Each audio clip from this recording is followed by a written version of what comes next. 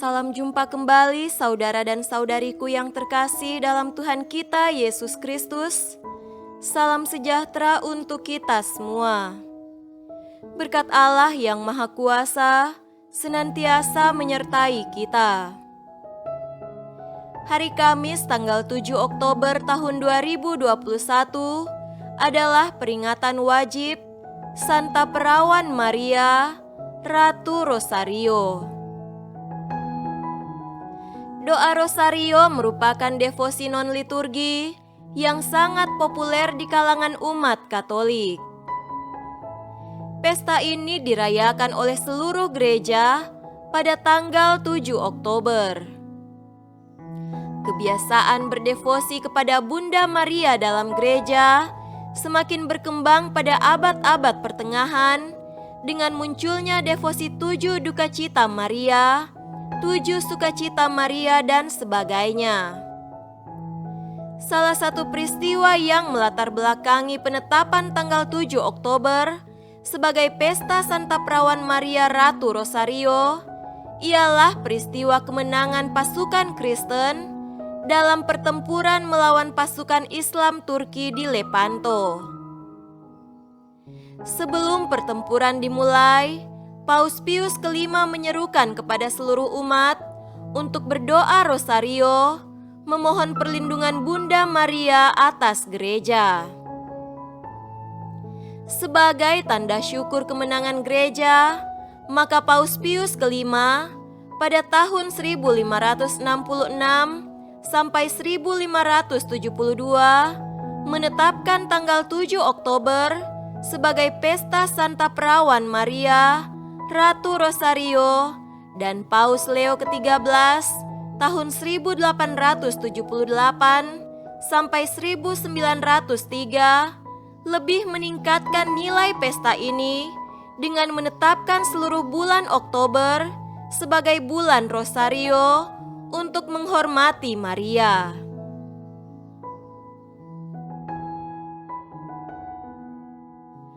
Marilah kita mendengarkan dan merenungkan bacaan-bacaan kitab suci.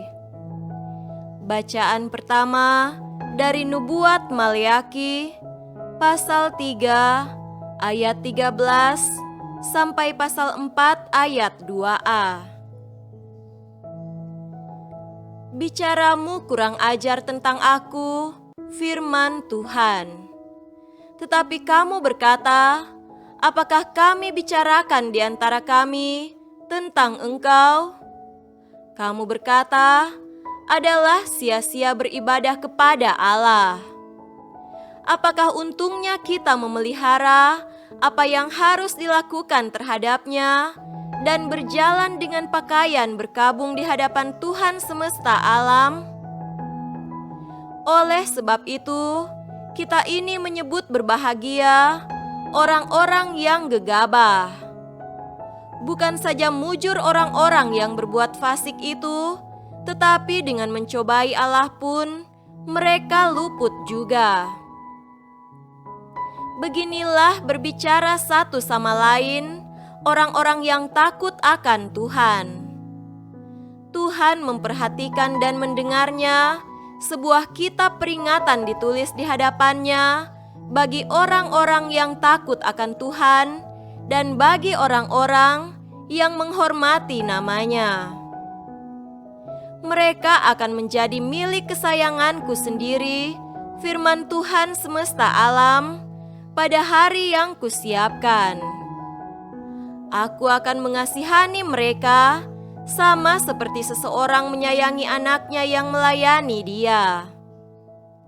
Maka kamu akan melihat kembali perbedaan antara orang benar dan orang fasik, antara orang yang beribadah kepada Allah dan orang yang tidak beribadah kepadanya.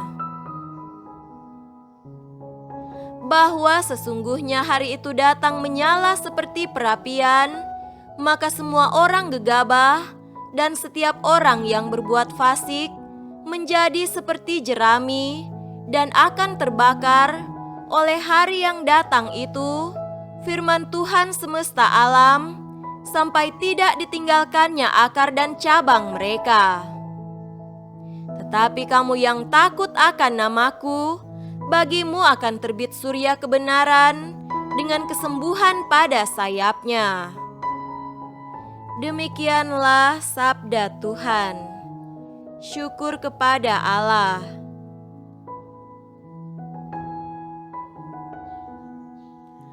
Tuhan beserta kita, sekarang dan selama-lamanya. Inilah Injil Yesus Kristus menurut Lukas. Dimuliakanlah Tuhan. Injil Lukas pasal 11 ayat 5-13.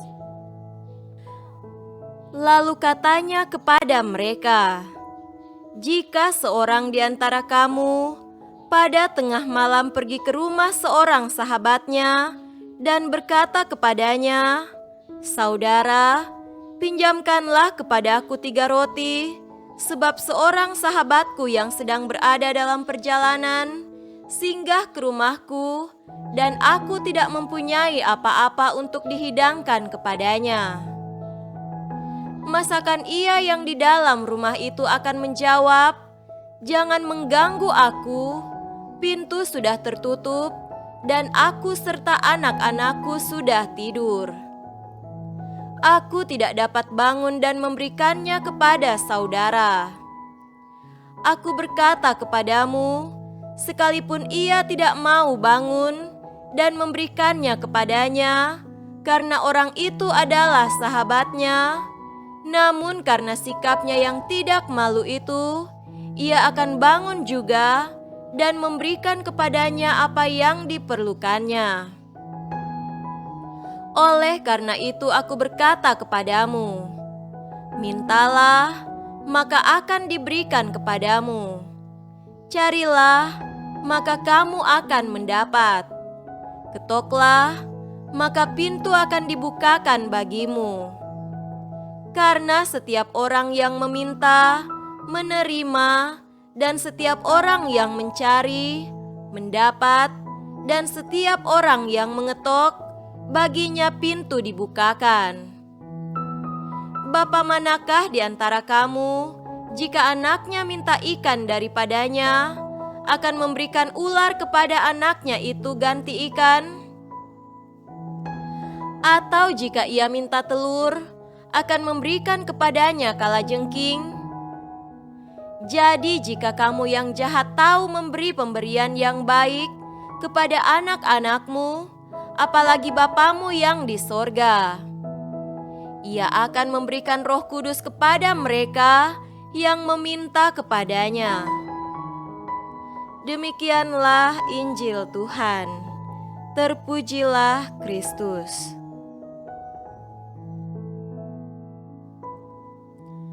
Saudara-saudariku yang terkasih dalam Tuhan kita Yesus Kristus, tema renungan kita pada hari ini adalah Santa Perawan Maria, Ratu Rosari. Pada hari ini kita memperingati Santa Perawan Maria, Ratu Rosari. Ada hari raya, pesta dan aneka peringatan dan sebutan mengenai Bunda Maria. Benarlah pernyataan ini mengenai Maria tidak akan pernah selesai. Hal ini bukan karena umat Katolik menyembah Maria, melainkan karena cinta dan pengalaman umat beriman dengan sosok Bunda Maria. Salah satu pengalaman itu adalah terkabulnya doa permohonan Paus Pius ke-5 dan seluruh gereja karena kemenangan pasukan Eropa atas pasukan Turki. Kemenangan di Lepanto ini terjadi pada tanggal 7 Oktober tahun 1571. Oleh sebab itu, Paus Pius ke-5 menetapkan tanggal 7 Oktober sebagai peringatan Santa Perawan Maria, Ratu Rosari. Paus Leo ke-13 kemudian menetapkan seluruh bulan Oktober sebagai bulan Rosario untuk menghormati Santa Perawan Maria. Saudara-saudariku terkasih, Lucia, Francesco, dan Jacinta berasal dari Fatima. Mereka masih kecil ketika Bunda Maria menampakkan diri kepada mereka. Melalui mereka, kita tahu bahwa berdoa rosario akan mendatangkan rahmat kepada para pendosa serta menyelamatkan jiwa mereka dari api neraka. Dengan mendoakan rosario, kita tidak hanya menerima rahmat yang kita butuhkan saat berada di dunia, melainkan kehidupan kekal di surga.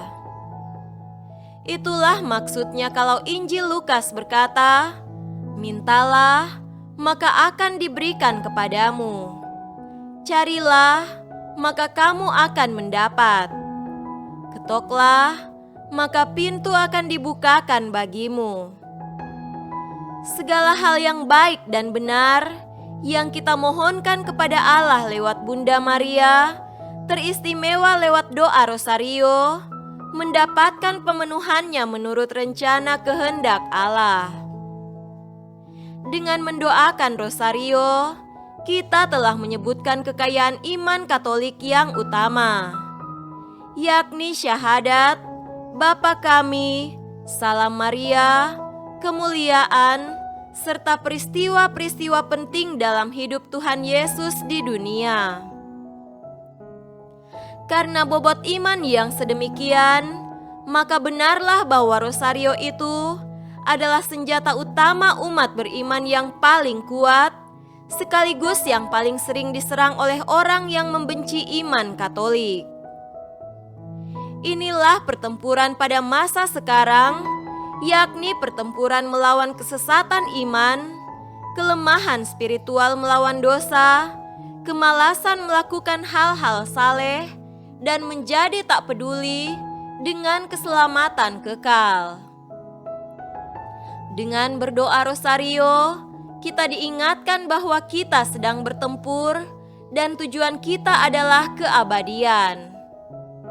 Santa Maria Bunda Allah, doakanlah kami yang berdosa ini sekarang dan waktu kami mati. Amin. Semoga demikian. Amin.